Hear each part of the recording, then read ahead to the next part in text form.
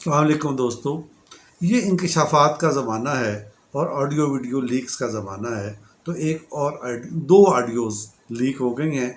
ایک طرف شوکت ترین ہیں جو پی ٹی آئی کے وزیر خزانہ تھے، اور دوسری طرف کے پی کے وزیر خزانہ ہیں جن کا تعلق پی ٹی آئی کے ساتھ ہے، اور اسی طرح پنجاب میں جو ان کی اتحادی حکومت اور ان کے وزیر خزانہ ہیں پنجاب کے، وہ ہیں۔ اور ان کو شوکت ترین کہہ کیا رہے ہیں؟ ان کو کہہ رہے ہیں کہ تم ایک خط لکھو جس میں یہ لکھا گیا ہو کہ آئی ایم ایف سے ڈیل کے لیے پنجاب نے اور کے پی نے جو وعدے کیے تھے، اب ہم وہ وعدے پورے نہیں کر سکتے، سیلاب آ گیا وغیرہ وغیرہ، تاکہ یہ ڈیل ناکام ہو جائے پاکستان کی، اور آئی ایم ایف کی ڈیل نہ ہو سکے۔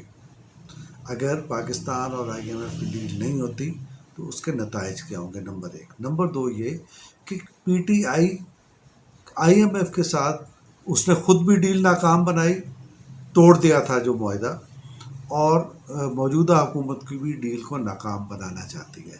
وہ ایسا کر کیوں رہی ہے؟ یہ بہت اہم سوال ہے۔ ہم آپ کو اس کی بہت ساری تفصیلات بتائیں گے، لیکن ایک اصول کے طور پر ہمیں یہ سمجھ لینا چاہیے کہ پاکستان کے اندر یا ملک کے اندر اگر کوئی سیاسی لڑائی ہو تو اس سیاسی لڑائی سے نمٹنے کا طریقہ کیا ہوتا ہے۔ آپ کو ذرا سا پیچھے لے کے جائیں گے۔ ایوب خان کے دور حکومت میں جماعت اسلامی زیر اتاب تھی، جماعت اسلامی پر پابندی لگا دی گئی تھی، اور مولانا مودودی کبھی جیل میں ہوتے تھے، کبھی باہر ہوتے تھے، اور بزرگ آدمی تھے، ان پر تشدد بھی ہوتا تھا۔ وہ جب بیرون ملک گئے اور انہوں نے صحافیوں نے ان سے ملاقات کی، تو ان سے مولانا مودودی سے صحافیوں نے پوچھا کہ یہ کچھ پاکستان میں ہو رہا ہے، آپ اس کے بارے میں کیا کہتے ہیں؟ تو آپ جانتے ہیں کہ مولانا مودودی نے کیا جواب دیا تھا؟ مولانا مودودی نے یہ جواب دیا تھا کہ وہ ہمارا معاملہ ہے، میں اپنی لڑائی پاکستان میں چھوڑ کے آ گیا ہوں اور میں اب پاکستان میں نہیں ہوں، لہٰذا اب آپ مجھ سے پاکستان کے مفاد کے بارے میں تو کوئی سوال کر سکتے ہیں، لیکن میری اور حکمرانوں کی لڑائی یہ پاکستان میں رہ گئی، اس کے بارے میں آپ کو اجازت نہیں دوں گا بات کرنے کی۔ تو اب یہ ہے ایک طریقہ اپنے داخلی اختلاف کو باہر پیش کرنے کا، لیکن اب اس کے الٹ ہو رہا ہے۔ سوال یہ پیدا ہوتا ہے کہ یہ الٹ کیوں ہو رہا ہے؟ اس الٹ کو سمجھنے کے لیے پاکستان تحریک انصاف کی 3.5 پونے 4 سال کی حکومت کی معاشی حکمت عملی کو سمجھنا ہوگا۔ اس کے 2-4 نکات جب تک سامنے نہیں آ جائیں، اس حکمت عملی کو جس میں آئی ایم ایف کی ڈیل وہ ختم کرانا چاہتی ہے، وہ سمجھ میں نہیں آ سکتی۔ اس پی ٹی آئی کے مرکزی حکومت میں آنے کے بعد کچھ عرصے کے بعد، 1.5 سال کے بعد، حکومت پاکستان کو کچھ 240 ارب کے قریب بیرونی ادائیگیاں کرنی تھی، انٹرنیشنل ادائیگیاں کرنی تھی۔ اب ضرورت جب ادائیگیاں کرنی ہوتی ہیں تو حکومتیں پیسوں کا بندوبست کرتی ہیں، دوستوں سے پتہ کرتی ہیں، آئی ایم ایف سے پتہ کرتی ہیں، اندر ارینجمنٹ کر کے اس پیسوں کو پیدا کرنے کی کوشش کرتی ہیں، کوئی ایسے یعنی مینجمنٹ کرتی ہیں جس سے سرپلس ہو جائیں پیسے، وہ کرتی ہیں۔ پی ٹی آئی کی حکومت نے ایسا کچھ نہیں کیا۔ عین وقت پر پھر پاکستان کے دیگر ادارے اور حرکت میں آئے، ایون اپوزیشن کا بھی اس میں کردار تھا، اور چین نے فوری طور پر وہ رقم دی تاکہ پاکستان اس رقم کی ادائیگی کر سکے۔ اگر اس مرحلے پر پاکستان کی طرف سے وہ ادائیگی نہ کی جاتی تو اس کے نتیجے میں پاکستان ڈیفالٹر ہو سکتا تھا، نمبر ایک۔ نمبر دو، آپ کو یہ واقعات یاد ہیں کہ بیرون پاکستان سے سستی گیس مل رہی تھی۔ اس سے پہلے جو حکومت تھی شاہد خاقان عباسی صاحب کی، انہوں نے سستی گیس کے سمجھوتے کیے تھے جنہیں ختم کر دیا گیا۔ اسی طرح پیٹرول سستا مل رہا تھا جو نہیں خریدا گیا۔ نتیجہ یہ نکلا کہ پاکستان میں آئل اور گیس ہر چیز کا بحران پیدا ہو گیا۔ اس بحران کے پیدا ہونے سے مہنگائی آسمان پہ چلی گئی اور پاکستان کی معیشت ڈاؤن ہو گئی۔ تو اس کو سمجھنے کی ضرورت ہے کہ اگر یہ ہو جاتا تو اس کا نتیجہ کیا نکلتا۔ اس کا نتیجہ ایک ہی نتیجہ تھا کہ اس کا نتیجہ ڈیفالٹ کی صورت میں نکلتا۔ پاکستان تحریک انصاف کی حکومت ڈیفالٹ کیوں کرنا چاہتی تھی؟ یہ ہم ایک اور نقطے کو سمجھنے کے بعد اس نتیجے پر پہنچ سکتے ہیں۔ ہم یہ سمجھ سکتے ہیں کہ سری لنکا جیسا ڈیفالٹ ہو جاتا۔ اب سری لنکا کا جیسا ڈیفالٹ اگر ہو جائے تو نتیجے میں کیا ہوتا ہے؟ خون ریزی ہوتی ہے، انریسٹ ہوتا ہے، ملک اور تباہی سے دوچار ہو جاتا ہے، ہم اس کو جانتے ہیں۔ لیکن پاکستان سری لنکا نہیں ہے، پاکستان سری لنکا سے مختلف ملک ہے۔ اس کے ساتھ کیا ہونا تھا؟ آپ ڈیفالٹ اور اس کے نتیجے میں پیدا ہونے والی اقتصادی تباہی کو ایک طرف اپنے ذہن میں رکھیں اور دو پہلو اور ذہن میں رکھیں۔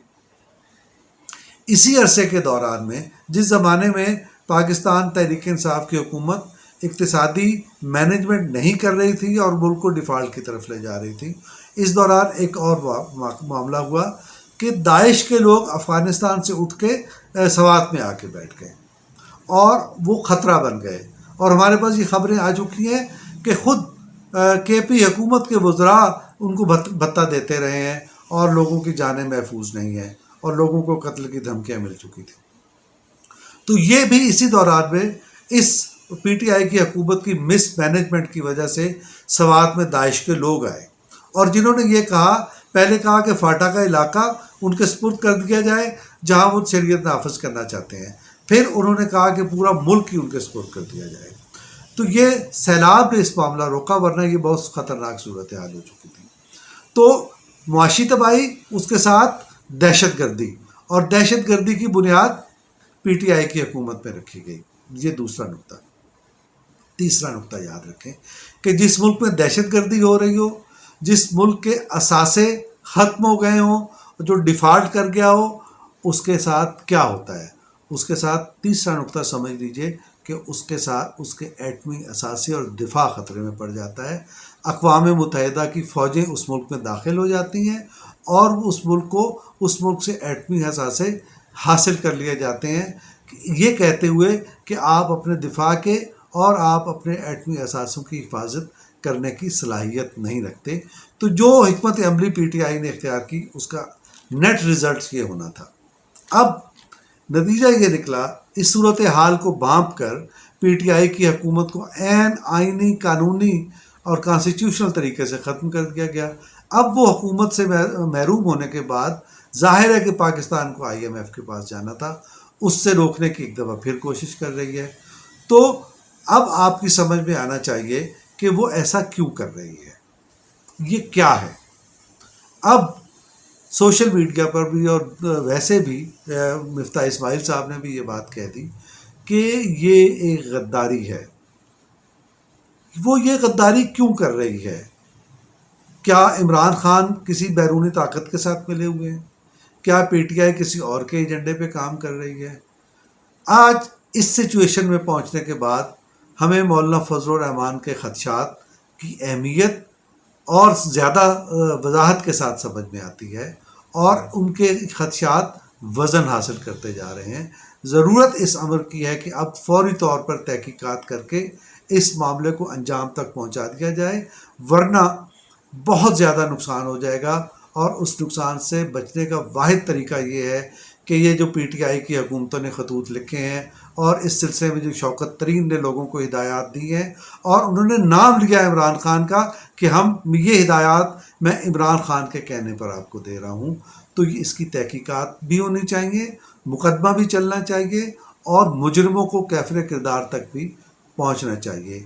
اس سیڈ نوٹ کے ساتھ صرف یہ دعا کہ اللہ تعالیٰ سیلاب زدگان کی مشکلات میں آسانی پیدا کرے، اور وہ تنظیمیں خاص طور پر الخدمت یا ایدی یا دیگر تنظیمیں جو خدمات انجام دے رہی ہیں، ان کے ساتھ بڑھ چڑھ کر تعاون کریں، تاکہ وہ ہمارے بھائی جو آزمائش کا شکار ہیں، ان کی آزمائش میں کمی واقع ہو سکے اور پاکستان امن اور سکون کا گہوارہ بن سکے۔ خدا حافظ۔